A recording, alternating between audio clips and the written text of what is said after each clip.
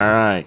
Hey, music lovers, welcome to Musical Miles Podcast. I am your host, Byron Duffin, and we are here in Wickenburg, Arizona at the Art of the Cowgirl. And we met this cute young girl, Birdie Nichols. Hello. And she is going to be playing today on the stage with Mary Kaye Holt. And Mary Kaye, we had the opportunity to interview her, was it yesterday? 2 days ago. Yeah, 2 days ago. Yeah. It's kind of it's all becomes a blur. We get here and do these events and it gets a little busy. But Miss Birdie lives in Nashville, I do, yes. but is an Arizona native as well. So born and raised in Arizona, we were just having that conversation, kind of lived all over. Yeah. But so how long have you been in Nashville? About 6 years. Slide up a little closer to that microphone if My you bad. would. 6 years. Yes. Wow. Okay. So obviously the music is what took you to Nashville. Yes. So tell us a little bit about your musical journey. We're just talking with you and your mom. You've got an older brother that's a cellist, Yes. and he lives in Austin now, but he's an attorney. So is he still doing music? Whenever he has free time, he'll Yeah. he'll take out his cello and play a little bit. But he doesn't tour or play with a band or a group or anybody. No, not that I know of. Funny enough, we do run into some cellists who play bluegrass, right? Yeah. Yeah, which is not really typically that's a classical instrument, Right. right? Right. Is that's kind of what his love was classical? Yes, he could play a lot of different things on the cello. So even if it wasn't meant for cello, he would just try to figure it out anyways. Sure. So he played not only Bach and some of that stuff, but he played a little Pink Floyd and some of the... Yeah, Star Wars theme. Oh, there you go. Anything really. Yeah. Well, that's cool. So how long have you been playing? Because you're a guitarist. Yes. Do you play any other instruments or? Well, I started because my brother played the cello. I wanted to know how to play a stringed instrument, and my first thought was maybe a violin. But when we were looking, I saw a viola just sitting there looking all pretty, and I was like, "Oh, I'm gonna learn how to play that." So I did. Okay. I have not picked up a viola in a while. Okay. But I did start, and I learned how to play decently well. I played in church. We had a quartet. Okay. I was also in different choirs. I was in a couple show choirs. I did musical theater. I did church choir. Sure. So I could read the music for everything just fine. Because they all transfer over quite well. Sure. And then I started learning to play guitar around, I think, when I was 9-ish. Oh, wow. Because it just was, my brother, he had a guitar, he didn't really play it. Sure. So I was like, I kind of want to try it out now. Okay. So I picked it up and I taught myself like beginner chords and such. And then when I was still beginning to learn how to play the guitar, I did a little bit of piano as well. Okay. So I can play piano and accompany myself. I very, like very well-rounded musician, which is cool. Okay. I try. Okay, cool. So you've been in Nashville about 6 years, and obviously the music took you there. So are you, were you writing music at a very young age? And, Yes. And kind of stepping out into the world that way? Yeah. Okay. I would write songs before I actually knew how to write the words. So I would try to write down like words, and my mom she came over and she's like, "What are you doing?" And I'm like, "I'm writing a song." She's like, "Okay. I can't understand what you're writing. Tell me what you're saying and I'll write it down for you." So that's how Sure. that worked out. Sure. Okay, cool. Well, so you got out to Nashville. So have you cut some albums of your own? I have. I just released an album in October of 2024. Okay. And it's all originals. All originals. All originals. Very cool. And what's the title of that? Into the West. Into the West. So what really motivates you? Who inspired you musically? Oh, well, to start, Johnny Cash, because we had many of his CDs and we'd play him all the time. And he was the main like inspiration for what I write today. So Johnny Cash inspired you, and then Dolly Parton. okay, Alan Jackson, we would listen to him in the Yeah. car as well. yeah, Willie Nelson, at one point, and then the Chicks, like early Chicks. sure. Back when they were the Dixie Chicks. Yes, back when they were the Dixie Chicks. Yeah. Okay. So, Marty Robbins too. Yeah, I would Marty say. Robbins was a great inspiration to a lot of people. Cool. Yeah. Cool. So what would you say your music style is? Is it really more like old school country, or Oh, are you more modern Okay, country? well, I would say I'm old school country with a modern twist. With a modern twist. Okay. So I've been labeled some as modern Western. Okay. Or some people have said modern country. I like to think I'm just a big old mix of both. Sure. But just again, old school with a little bit of modern in it. Sure. So let me ask you this. So you've been in Nashville 6 years and you've cut an album. Do you have a record deal? No. So you're independent. Independent. And then have you done any work at songwriting in Nashville with like a publishing company or anything like that at all? Nope. Okay. Just me and sometimes other co-writers. Okay, so your songwriting process does include co-writing with some others. Sometimes, yes. Okay. Not always, but Sure. if I have found, it sometimes takes a little bit to find who you really write well with. Sure. So it can take a little trial and error to find, okay, first of all, what are my strengths with certain people? So you have to be like, okay, am I more melody? Am I more lyrics? I do both, but I Right. tend to start with melody. So I'm Okay. more of a melody, but I do both. So your process would be more like get up in the morning and start writing musically a tune. Yes, right? I'll start doodling on the guitar, Right, and then right. I don't know quite what goes with it yet, and then later something will hit me, and I'm like, oh, that goes with Sure. that melody, and I'm like, Sure. oh, okay, that makes sense. Okay. Because everybody's a little bit different, right? So you Right. spend a little bit of time doing that. Other people journal every morning. They get out of bed and immediately they put pen to paper. Right. Even if it's just a grocery list, right? That the being in the habit of writing something, anything, or if they're mad at someone, they write a note, right? But it turns into music at some point. Yeah. Not always, but Right. But it's a habit, and then some people are what we found as we discussed this with songwriters. Some people are it's very private. It's a very personal experience writing music, and others can't do it alone. Right? They just Right. have to have somebody to write with. Right. So it's very interesting. Everybody's different. So I guess I like a little bit of, sometimes I'll journal and I'll write a couple poems, but it's like if I'm in the mood, sometimes I have a couple songs that I'm like, I don't really want to write this with anybody else. sure. So I keep that, and then there's other ones where I'm like, I want someone to help me out. So I guess I'm a little bit Yeah, of everything in there. Cool.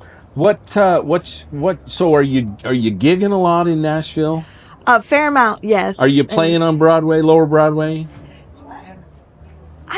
Not too much. Well, I think the issue with Lower Broadway in that most of those artists they expect covers. They don't like live music. They don't like new songs, Right. Because they're trying to keep the fans happy, right? They want to be able to Right. come up to the stage and go, "Hey, can you play Delta Dawn, or can you play a Merle tune or a Willie tune?" Right. And if you can't, then they're mad, right? Yeah, And so I play off Broadway a lot of the times with other songwriters Sure. or bands that promote people's original songs. Sure.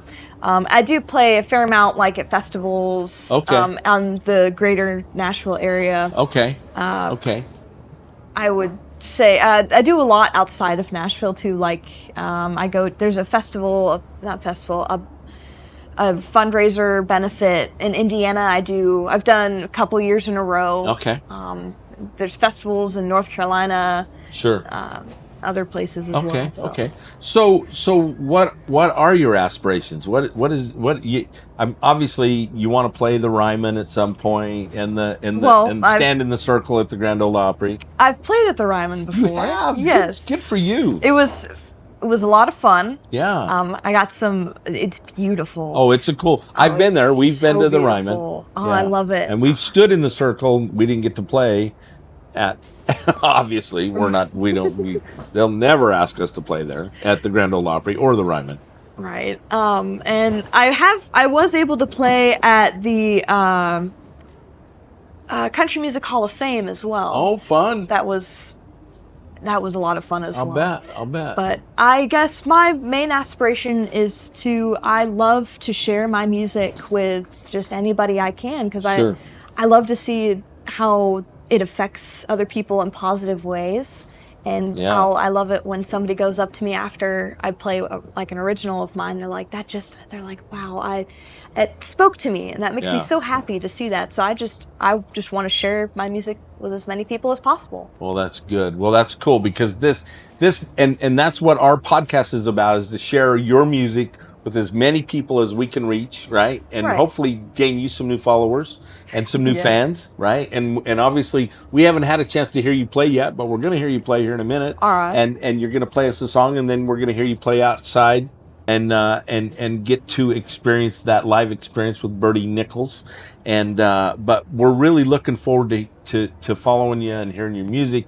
So let me ask you, who would you like to share a stage with? Who would be the ultimate?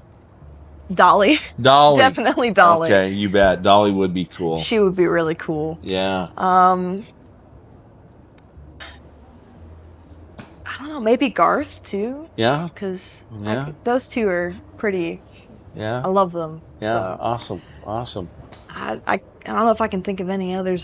Have you had a chance to work with any really big songwriters in Nashville? Anybody that's written anything really big, or? Oh,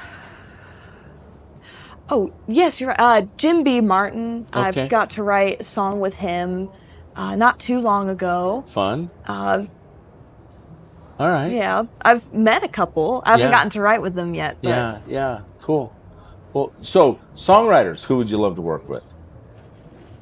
Really, just that's all they do. Because there's some that are just songwriters. And Nashville is full of them, right? But yeah, I don't know. We've got to meet not a lot, but quite a few in the last few months. We got to meet a lot of Nashville songwriters, like James Dean Hicks and like Aaron Ratier. You know Aaron? Aaron Ratier wrote 4x4 by You for Lainey, as well as the Armadillo song, and You Look Like You Love Me for Ella. He wrote it with Ella. Who else did we meet? Oh, Bryce Long, who's a great artist. Marla Cannon Goodman, who wrote Cleaning This Gun. Yeah, she's so cool. They're actually going to be here in Wickenburg next Saturday. Bryce Long and Carla Cannon Goodman will be here in Wickenburg for Mule Days. So, but anyway, well, listen, Birdie, thank you for taking time. We just stumbled into you over at the stage, I know. and we appreciate you taking the time to sit down with us. This wind is just howling. It's crazy. It is got this tin a popping. I know. It's crazy. But if you will, grab that TETON guitar. All right. And play us a little tune. The pick is in the string. If you need a capo, there's one on the end there. Totally up to you. Ooh. Tell us about the song you're gonna sing us. I gotta think now. Well, since we're at a festival for Art of the Cowgirl. Excuse me. Yeah, that's okay. Excuse me. Well, I have I just changed my mind. I have a Cowgirl song I just recently wrote, because who doesn't love to hear new songs? We love it. On this podcast, we love to hear new songs. And it's based off of the saying, the best sermons are lived, not preached. So that's the title of the song. And it's just about how sometimes you just got to go out and do things.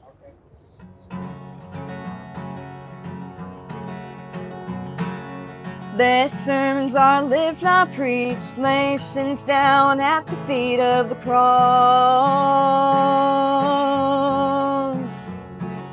Life is cruel enough as it is, so watch out for those charlatans. Try to turn you away from the truth. Their sermons are lived, not preached.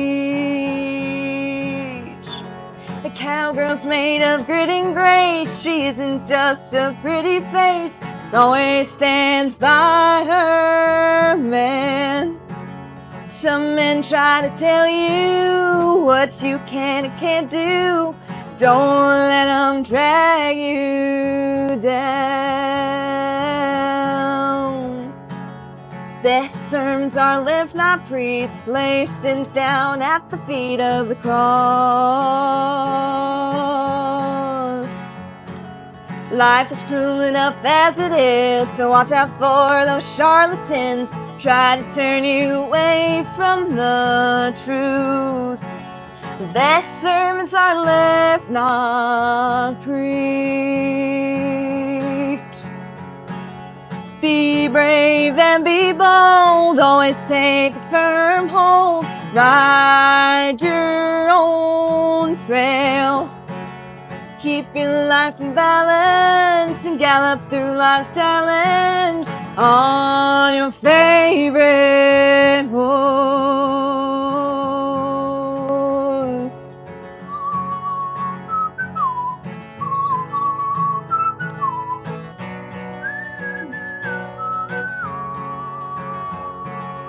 The sermons are left, not preached.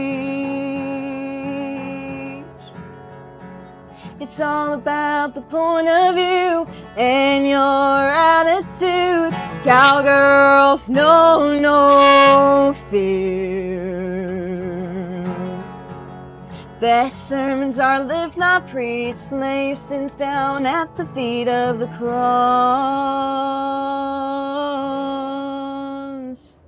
Life is cruel enough as it is, so watch out for those charlatans. Try to turn you away from the truth.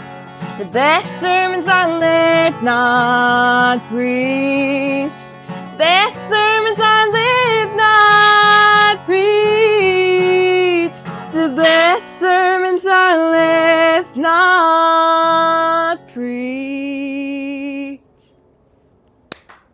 That was awesome. Thank you so much. Thank Here, you. autograph the back of that guitar for me, if you would, please. Of course. And yeah, that's such a true story. Best sermons are lived, not preached. Yes, definitely. Yeah, cool.